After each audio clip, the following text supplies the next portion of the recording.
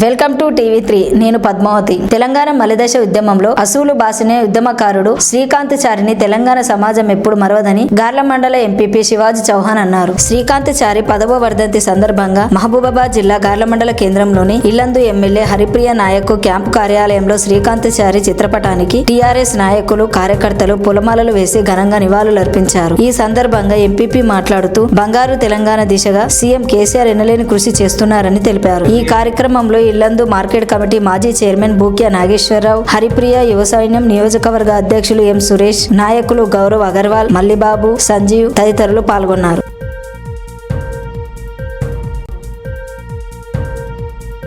ఇసుక అక్రమార్కుల భరతం పడతామని గార్ల మండల తహసీల్దార్ రఫీయుద్దీన్ అన్నారు. మహబూబాబాద్ జిల్లా గార్ల మండలంలో జరుగుతున్న ఇసుక వ్యాపారంలపై చర్యలు తప్పవని ఆయన హెచ్చరించారు. ఇసుక వ్యాపారాలపై మండలంలోని ప్రజా సంఘాలు ప్రజల నుండి వస్తున్న ఫిర్యాదులను పరిగణలోనికి తీసుకుని అక్రమార్కులపై చర్యలు తీసుకుంటున్నామని అన్నారు. నరసింహారావు అనే వ్యక్తికి ఎలాంటి ఇసుక వ్యాపారాలున్నా, ఇసుక డంపింగ్ యార్డున్న చర్యలు తీసుకోవాలని అధికారులను ఆదేశించారు. అక్రమంగా ఇసుక రవాణా జరిగే చర్యలు తప్పవని తహసీల్దార్ తెలిపారు.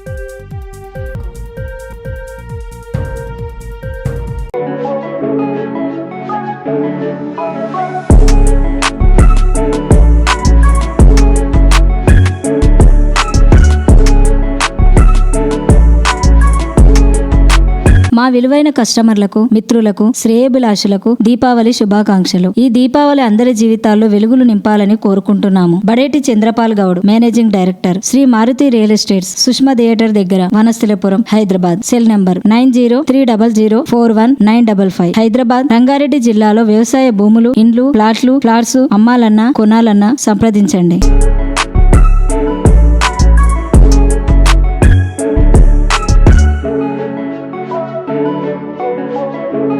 నీళ్లు తాగేందుకు వచ్చిన వన్యప్రాణి సాంబార్ డీర్ కాళ్లను స్థానికులు కిరాతకంగా నరికారు. ఈ సంఘటన మహబూబాబాద్ జిల్లా కొత్తగూడ మండలం రేణ్యా తాండా సమీపంలో చోటు చేసుకుంది. రేణ్యా తాండా చిన్న తాండా మధ్య ఉన్న చెరువులో నీళ్లు తాగడానికి సాంబార్ డీర్ రాగా కొందరు యువకులు గట్టిగా అరిచారు. బడిపడిన జంతువు చెరువులోకి దిగి ఈదుకుంటూ కట్ట ఎక్కి పొలాల్లోకి దిగింది. అక్కడ బురదగా ఉండడంతో పరిగెత్తలేక నిలిచిపోయింది. సదరు యువకులు గుడ్డలతో వెంబడిస్తూ జంతువు వెనుక వైపు కాలు నరికారు. 2 కాలు విరిగిన సాంబార్ డీర్ గట్టిగా అరవడంతో స్థానికులు పెద్ద సంఖ్యలో అక్కడకు చేరుకున్నారు. దీంతో ఆ యువకులు పరారయ్యారు. సమాచారం అందుకున్న అటవీ శాఖ అధికారులు వన్యప్రాణిని ట్రాక్టర్లలో హనుమకొండలోని వన విజ్ఞాన కేంద్రానికి తరలించి శస్త్రచికిత్స చేయించారు.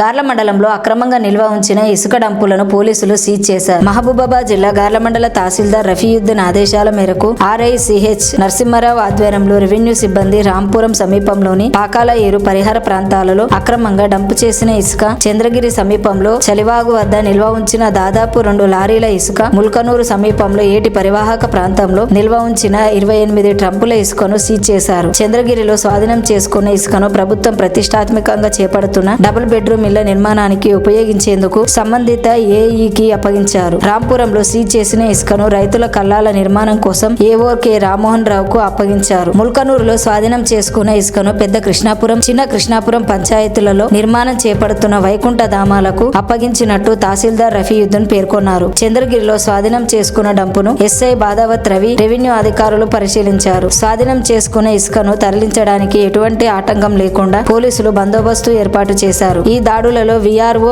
విఆర్ఏలు అశోక్, రామచందర్, శివ, మంగిలాల్, స్వప్న, శ్రీను, రాంబాబు, వెంకన్న తదితరులు ఉన్నారు.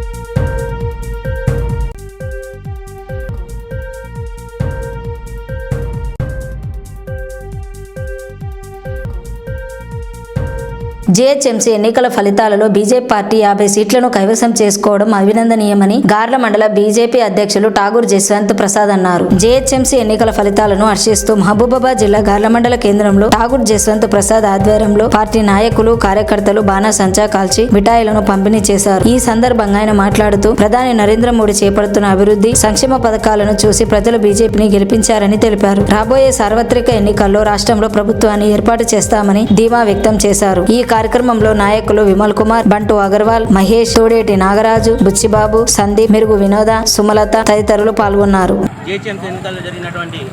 ఎన్నికల ఫలితాలలో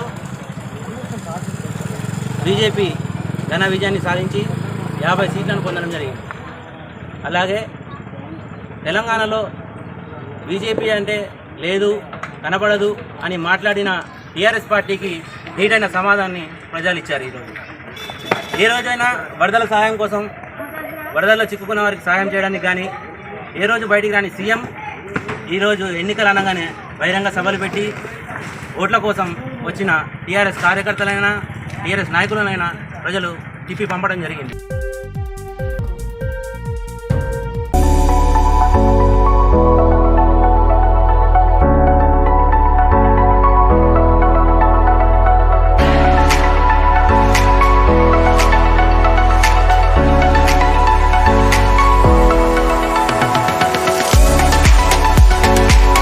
రిపోర్టర్ గా, యాంకర్ గా, న్యూస్ రీడర్ గా రాణించాలని ఉందా? అయితే ఎందుకు ఆలస్యం? ఆ అవకాశాన్ని టీవీ3 కల్పిస్తోంది. కావలసిన అర్హతలు: తెలుగు భాష పట్ల పట్టు, అనర్గళంగా మాట్లాడడం, రాయడం, ఇంటర్ ఆ పైన విద్యార్హత. మీకు కావలసిన శిక్షణ ఇచ్చి మిమ్మల్ని రిపోర్టర్ గా, యాంకర్ గా, న్యూస్ రీడర్ గా తీర్చిదిద్దే బాధ్యత మాది. శిక్షణ పూర్తి చేసుకున్న వారికి ఉద్యోగ అవకాశాలు కల్పించబడును. మరిన్ని వివరాలకు సంప్రదించండి. ఫోన్ నెంబర్ 7036078999 6301024247 లలో సంప్రదించండి.